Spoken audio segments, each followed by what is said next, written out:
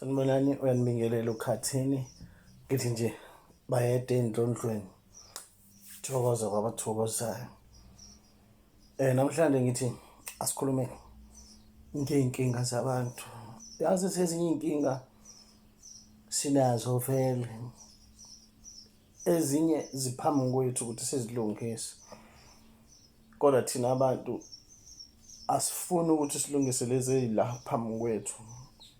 Siyaphuma sihambe siyothenga ezinye iy'nkinga, sihambe go out hunting for other problems, then all of a sudden we say asiney'nkinga, forgetting that we are the ones who were looking for those problems. We are the ones who were hunting for those problems. Okay, ake ngibuze, if ungafika emsebenzini, bathi emsebenzini wakho, okay, today is your first day emsebenzini. Since it's your first day, ake sikunikeze wonke umsebenzi wakho ozosenzela wona for the whole year. Mhlawumbe ama-documents ozowasayina bakulethela wona. Okay, obviously mhlawumbe ama-documents onyaka wonke mabekulethela wona uzowasayina. Into leyo mhlawumbe abangayiletha ngamalodi. Ake sithi nje nayi into isitaki sipile up singaka, but okay, this is for this week, balethe omunye, this is for next week. Like ubone ukuthi okay, I have like thousands documents adinga ukuthi ungasayini. How would you feel? Mhlambe akusiwona ama-documents owenzayo, wenza okunye bavele bakunikeze wonke umsebenzi wonyaka bathi nangu sicela umsebenzi usenzele wona. Angani uma niyangithola nithi ngiyakuphi empilweni, uma unomsebenzi ozowenza, it's better ukuthi uwazi into efanele uyenze namhlanje, or wazi i-way forward.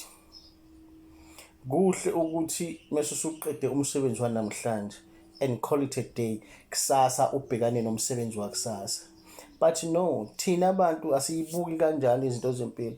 Sifuna ukuthi sazi yonke into ngempilo yethu. Yabona leli point engizama ukulakha ukuthi umsebenzi mase sithola emsebenzini manje, ngoba la ekhaya wena ubhaka izinkwa noma ubhaka amakhekhe. Kahle kahle amakhekhe esiwafuna kuwena is 2 million wamakhekhe esufuna kuwena. Yazi ukuthi into ozoyenza uzokhathala ngaleso sikhathi ungakayiqali. Umphefumulo wakho uzofa ungaqali ukusebenza. Uzoba fed up before you even begin ukwenza LA1, because usuyazi ukuthi umsebenzi wakho mkhulu, you have to deliver 1 million cakes. So akusuke usebenzeka kahle, but if bebenginikeze like but okay namhlanje kuwena sidinga amakhekhe ayi5, iyenzeka leyo nto, yabo, iyenze uzowazi ukwenza. Kodwa le 5 le mawuthi uyacounta for the whole year, mawuyenza mhlawumbe like every day, it's something like ama-1000. La ma-1000 ukuba bewebekwe phambi kwakho same time kwathiwa wakhe, inhliziyo beyizokufa. Manje thina abantu-ke siyayenza lento ey'mpilweni zethu kodwa singaboni. Umuntu afikayo kumuntu afike athene uzo-consult, amtshele omunye umuntu ohlakaniphile akutshela ukuthi okay, ubona impilo yakho imi kanje kanjena, i-way forward, hamba wenza u-1. Then mase uqedile ukwenza u-1 uzobe usuyabuya-ke ulandelise ngo-2 kanje, bese athi for now ake wenze lezi zinto. Then hhayi-ke umuntu yena athi mina no, ngicela nje ungitshele konke ngempilo yami ukuthi kuzokwenzekani, nini, kanjani, kuyofanele ngenzeni ngaleso sikhathi. Like come on, umsebenzi mase usumningi phambi kwakho, usuwazi ukuthi into efanele uzilungise ziningi kangaka, ngeke uzuzenze. Like I said ukuthi if unomsebenzi omningi ula phambi kwakho, uyakhathala, uphelelwa inhliziyo, uphelelwa umdlandla ukuthi uwenze. So if ungatshelwa zonke inkinga zakho, okusho ukuthi like usufuna nokutshela ukuthi mina ngizofa, wena uzofa nini, uzofa kanjani, uzobulawa ubani or uzoguliswa yini, uzophila kanjani mase wazi. uNkulunkulu uyenze ngepurpose lento ukuthi umuntu akumelanga azi zonke iy'nkinga zakhe, akumelanga ukuthi uzophila amalanga amangaki akwazi lokho, akumelanga ukuthi azi ukuthi uzobulawa yini nini kanjani. A prophet that tells you ukuthi how are you going to die, when are you going to die, does not work for God, but he works for devil, because God doesn't want abantu bakhe baphile nge-stress. uNkulunkulu akafuni abantu bakhe baphile kabuhlungu bazi ukuthi kunento ezibuhlungu ezizokwenzeka kubona. Yebo, we all know ukuthi one day we will die, but we don't know how we'll die, when. So there is no need for anyone ukuthi azokutshela lezo zinto.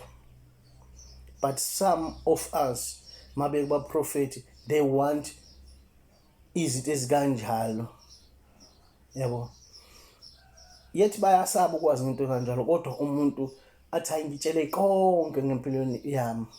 Like, how can I tell you all about your life? Because the only person owazi ngezinto zakho amadlozi akho, uNkulunkulu wakho. And nawo amadlozi akho cannot reveal kumuntu omunye ukuthi wena uzofa nini, unless nginento zami noma nginezigubhu noma nginezilwane ezongitshela lokho. But that will be against amadlozi akho ukuthi mina ngikutshele wena uzofa nini, because nawo awathanda ukuthi wena uhlale kwazi into ezokuphatha kabi. La emhlabeni uzele uzophila impilo yakho to the fullest, uyijabulele, uyithokozele, ube nalezi zinto ofuna ukuba nazo, uphumelele. Ukufa shouldn't be part of izinto ezimqondweni wakho ozazi. Umuntu mangabe kubantu ba-prophet or wherever or consult, abayekele ukuthi ngifuna ukwazi konke ngempilo yami, because labo bantu abathi bona bafuna ukwazi konke ngempilo zabo bagcina bengenzanga ngisho kuyi-1, ngoba utshela into ey'ningi and you end up not knowing where to start. Wena futhi uzohamba usuya komunye umprofeti uthi okay ngizoconsult akwenzeke, then jiki wena sothi yazi-ke lento ishoyo iyangidida ukuthi why fanele ngiyenze, ngoba lo munye umthandazi wathi kuzoba no-1, kube no-2, kube no-3, kube no-7. The time wenza leyo nto ukhombisa ukuthi u-confused, because usutshelwe kakhulu ngempilo yakho nezinto efanele uzenze seziningi phambi kwakho, awusazi ukuthi where to start. Kanti ukube wena uthe I have problems here and there, or uyekele yena kubonelele athi wena unenkinga e-1 ne-2 ne-3, angazi athi 4, 5, 6, 7. That will be too much for wena, and you will end up not knowing where to start. So it's better if it unenkinga 1, 2, 3. So for you ukuthi uthole i-way forward, qala ngalo 1 uze ngalo 2 uze ngalo 3 bese ubuka ama-result, then from there uzobe usuyaqhubeka nempilo. Because impilo ikanjalo ayidingi ukuthi wazi yonke into efanele uyenze, azi nge-way forward. I-way forward will always show you ukuthi what's next. Like wena yourself, asike sithi manje nginginikeza umsebenzi othi give me directions from Durban to Pretoria. Unginikeza ama-directions as they are, ungangisebenziseli abo-GPS, ungitshele ngomlomo wakho ukuthi uzohamba la, udlule la, ufike la, uye la. Yazi ukuthi sobabili sinawo so-confusing. Wena uzodideka ukuthi kambe mangabe efike erobotini olithile fanele ajike ngo-left, robot number 1, hayi no, uje mase ufike irobot lesi-2 usu-confusekile, because you are telling me a lot at the same time. Nami manginikeza wonke lama-directions ase-Pretoria yethi ngisamile eDurban, ngifuna ukusuka eDurban ngiye ePretoria, kodwa usunginikeza ama-directions okuya ePretoria enjengoba ngizoconfuse, ngizokukhohlwa okunye. So it's better if ufuna ukungiyalela indlela ePretoria, for me i-way forward ukuthi ukuthi okay yabona njengoba ula mhlambe la eDurban, not ukuthi like ngeDurban edrobheni, mhlambe asilinganise mhlambe ngemlazi mega city. So for ukuthi mina nawe sisebenzisane kube ne-way forward, fanele uthi wena yabona njengoba ule mega city ngena lapha ku-N3 or N2 uzongikhombisa umgwaqo ukuthi yabo lwami kwakho, ngithi mina yes, uthi wena uzokuthatha ubeke ku-freeway, then ku-freeway uzobona ama-point azakukhombisayo ukuthi iDurban itown engakuphi. Uma ufike etown yilapho kuzobe sekutshela khona futhi amagama emgwaqo ukuthi nangu umgwaqo Joburg, Pietermaritzburg, Ntontoni or Pretoria, yonke leyo ungitshele njalo. Yabona nje ungitshela ukuthi angisuke la eMega City ngingenele emgwaqweni edrobheni, sekuyi-way forward leyo, because edrobheni eThekwini ngizofike ngibone ukuthi oye Pretoria, oye koMaritzburg, Pretoria, Joburg uphi, ngoba ngizobe usungitshela ukuthi mangabe ngibona loyo Pretoria oya koMaritzburg Joburg, ngithathe lothi Joburg, then eJoburg ikhona la bezofika sengithola khona ngikhombisa uqedini. Yazi, it's like you said only 3 things. Uthe angisuke la ngingelele ku-freeway oye Durban, then eDurban ngizobona ongikhombisa oye Jozi, then from Jozi ngizobe sengiyabona futhi engikhombisa ePretoria. Yabona uqedini, ungenzela, you are paving my way kalula. Awushongo ukuthi uzosuka la eMega City uwelele kuleya lane engalena, mase ufika kuyona uzobona umgwaqo ojikela ka left, mase ubona uzobona ustop, mase ufika lapho bese uhamba ungajiki kwa left, uzobona oqala, ungangeni futhi ngo right, uhambe straight, then uzobona ke amabhilidi amakhulu usuyofika eThekwini, then wena ke uthi keep left khona uzokwazi ungenele ku West Street. Yabo, that's confusing, because uma ungitshela lezi zinto ngisuka la eThekwini ngiyofika nini ePretoria, it's better uthi njengoba la eMega City ngena lapha ku-freeway eDurban uzozifikela khona eThekwini. Uma ufika lapha eThekwini uzoyibona amasayini akukhombisa eJozi, eJozi-ke nakhona uzofika ufica amasayini futhi akukhombisa ePretoria. Uqedile, squeaky clean into yakho ngaleso sikhathi. But